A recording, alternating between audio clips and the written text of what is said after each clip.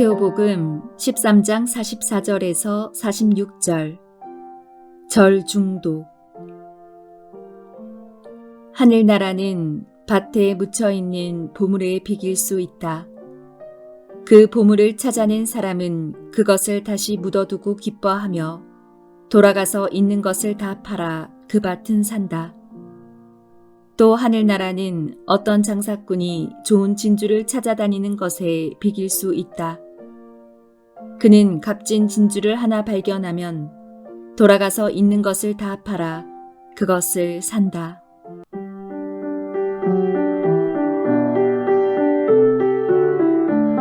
하늘나라는 밭에 묻혀있는 진주와 같다고 합니다. 그만큼 하늘나라가 좋다는 뜻이죠. 그런데 중요한 것은 진주가 좋다는 것을 아는 것입니다.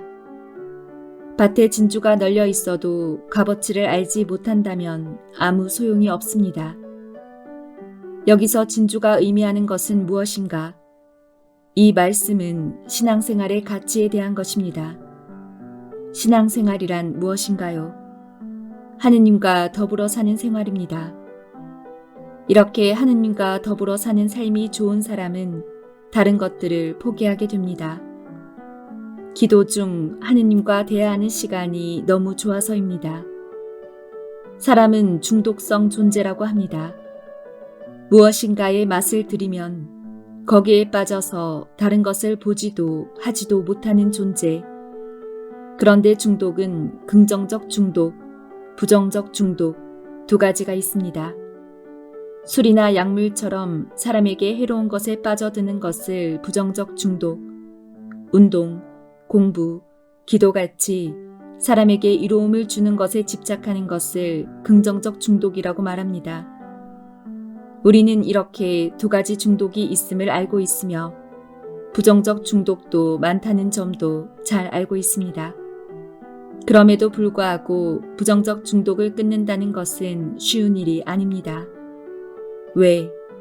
부정적 중독에 빠져들 때 인체에서 다량의 엔돌핀이 생성되어 극도의 쾌감을 경험하기 때문입니다.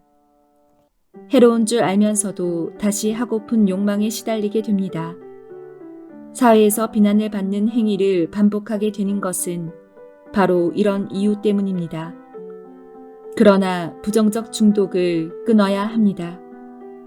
부정적 중독이 일시적인 쾌감을 줄 수 있겠지만 결국에는 삶을 파괴할 가능성이 높기 때문입니다. 부정적 중독을 끊을 수 없다면 적어도 중독의 내용물을 바꾸라고 권합니다. 즉, 긍정적 중독으로 바꾸라는 말씀입니다.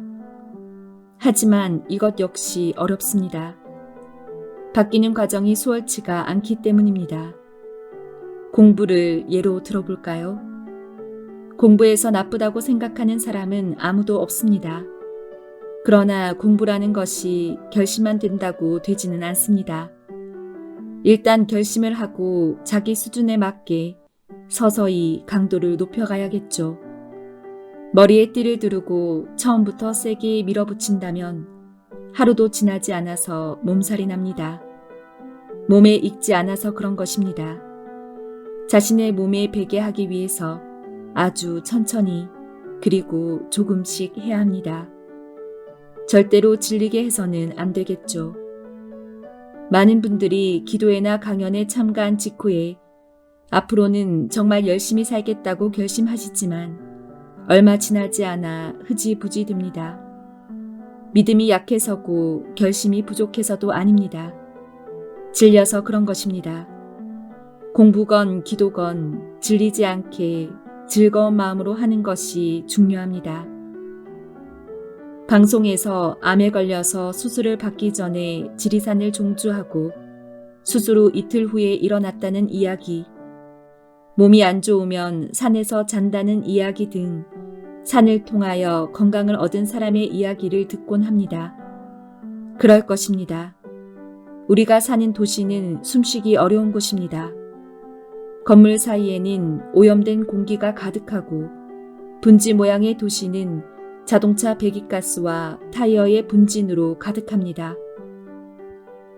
그런 속에서 살고 있으니 아무리 좋은 집에 살아도 암에 걸리고 여러 가지 질병에 시달릴 수밖에 없는 것입니다. 그래서 산으로 가는 사람들이 점점 늘어나고 있습니다. 신선한 공기를 마시고 몸을 살리기 위해 산 중독자들이 늘고 있습니다. 그런데 마음도 마찬가지입니다. 여러 가지 매체에서 알리는 이야기들, 불안하고 선정적인 이야기들을 무의식적으로 듣다 보면 마음 안에 암이 생깁니다. 불안, 우울 등의 심리적인 암. 이런 마음의 암은 세상을 떠나서 주님 안에 머물러 있어야 고칠 수 있습니다. 즉, 나 홀로 조용히 기도하는 시간을 가져야 주님의 말씀이 내 마음 안에 스며들어서 심리적인 암을 치유할 수 있다는 것입니다. 깨닫는 사람들은 신앙생활에 중독이 됩니다.